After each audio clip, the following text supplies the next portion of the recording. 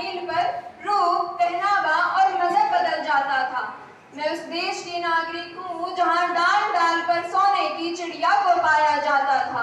मैं उस देश की नागरिक हूँ जिसे अपने भूगोल से पहले इस ब्रह्मांड का भूगोल समझ आता था। माँ सरस्वती के पुनीत प्रांगण में उपस्थित माननीय अध्यक्ष महोदय, आदरणीय प्रबंधक महोदय, आदरणीय प्रधानाचार्य जी, सम्मानित अतिथिगण, गुरुजन और मेरी प्रिय बहनों, मैं वंशिका चौहान कक्षा द्वादश की छात्रा आप सबको स्वतंत्रता दिवस की हार्दिक शुभकामनाएं देती हूँ।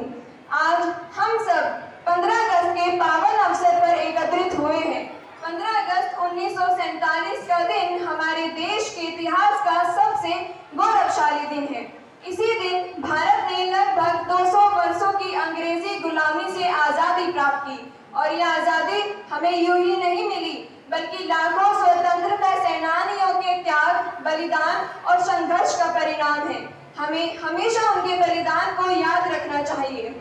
श्रोताओं, आज हमारा भारत देश केवल आजाद भारत नहीं है, बल्कि आत्मविश्वासी, आत्मनिर्भर और विश्व मंच पर अपनी छाप छोड़ देने वाला भारत है।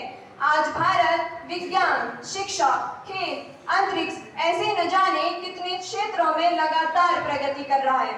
आज से पहले अगर भारत देश में एक AK-47 भी खरीदी जाती थी तो विदेशों तक नजर रखनी पड़ती थी, किंतु आज भारत में मेक इन इंडिया हथियार बनाए जा रहे हैं। आज भारत में ब्रह्मोस बनाया जा रहे हैं। आज भारत में INA विक्रांत बनाया जा रहा है। आज भारत चाइना को पछाड़कर रोड मैप के अंदर दूसरे नंबर पर आ रहा है। आज भारत तिरंगे का सम्मान दिखा रहा है। आज भारत कश्मीर को मुक्त कराकर दिखाया जा रहा है। आज भारत में गांव-गांव तक जल से नल की योजना पहुंचाई जा रही है। आज भारत में सेना को बुलेट प्रूफ जैकेट दी जा रही है। आज भारत में अटल टनल, चुनाव ब्रिज, सुदर्शन सेतु ऐसे न जाने कितने सेतु और ब्रिज बनाकर दिखाए जा रहे हैं।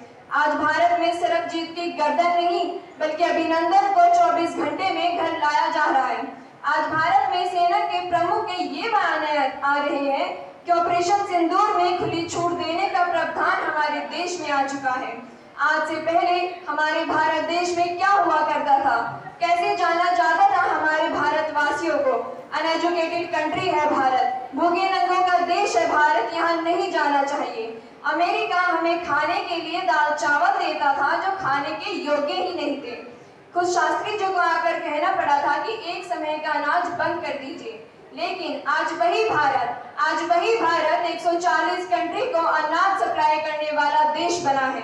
भूमिका सिंह से लेकर सोफिया कुरैशी तक को युद्ध में लड़ाकू विमान उड़ाने की खुली छूट देने वाला भारत बना है और ये सब कुछ हम सब की कड़ी मेहनत और एकता का प्रमाण है, जो हमारा भारत देश इतनी ऊंचाइयों पर जा रहा है। अंत में अपनी वाणी को विराम देने से पहले मैं तिरंगे का सम्मान करते हुए कुछ पंक्तियां व्यक्त करना चाहती हूँ कि किस तिरंगे झंडे की कसम उठाई मैंने, कि किस तिरंगे झंडे की कसम उठाई मैंने, हिम शिखरों पर गड़ा हुआ या लहरों में लहराता है